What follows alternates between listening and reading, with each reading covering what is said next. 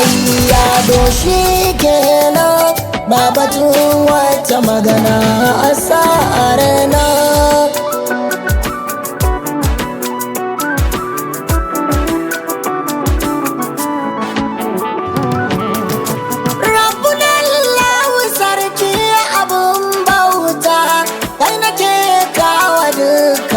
Hajata na sani ba ka gajiya da duba ta, yau ma ga bukata ka amsa ta, dan buruzul kamali cikarar bauta, ban abin da nema baya bada ta ga abu ɗai.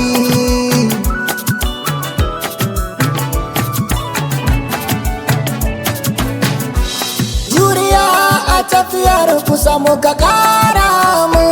waige hangen wani abu rushe mu,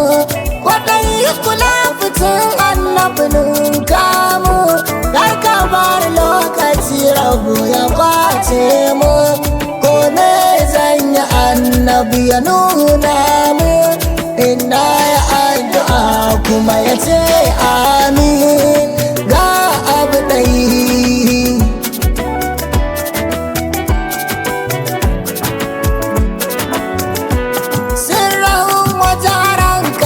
Salatinka kun tsayayye da ya tsaya da kiyamarka, gwargwadon yadda ka sa shi aikinka, su yawan masu sako da biyayyarka, dan salatinka yarje min yardarka, kar in bari yin aiki a sashinka Allah.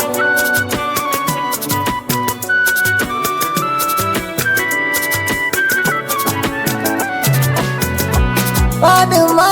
Faduma, Faduma kenan, daga jin sunan kasan shi kenan, babu wata kofa bayan ita kenan, an rufe duk wani zance daga yankin nan, ko a kama ko a saki zancen nan, dole babar na ki makara kenan.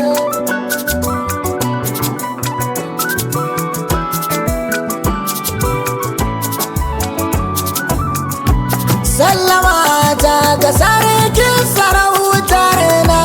sallama ta ga daular wadatar na, sallama ta ga mamallakin tafkin na,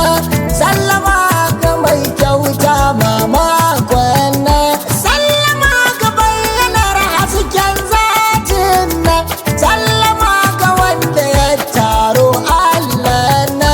sallama ga mai sarkin dangin na, sallama ga mafi karfi a dan sana, sallama ga mafi kyawun surar na, sallama ga mafi hasken zatin na, sallama ta ga mai duka mai ikon na,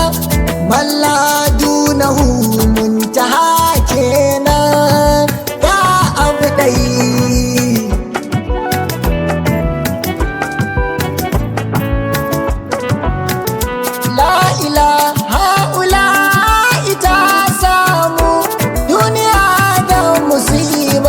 Ta kamu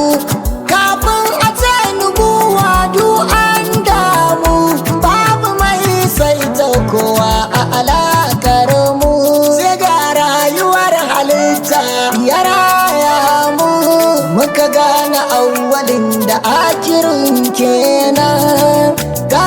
abu ɗai.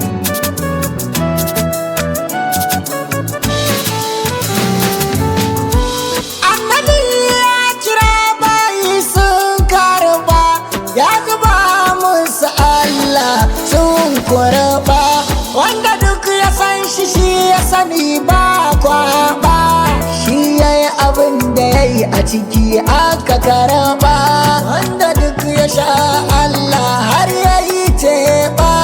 annabi ne ya sare sirrin nan ga abu da yi.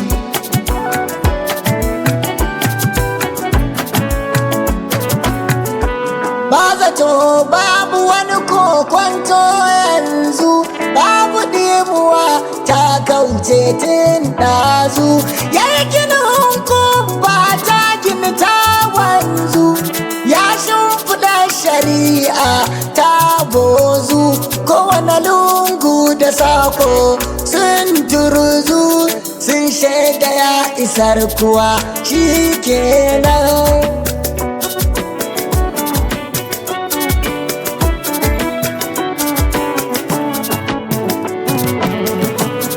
Shadidul kuwa mai wahayi barka dai, saukar ka ta rufe kowane sashi dai, in arka ta kashe kowace aya dai, kuma ita za a yi ta takarari dai, har Allah ya kai mu ga sa'i dai, babu canjin ta kowane misalin nan ga abu dai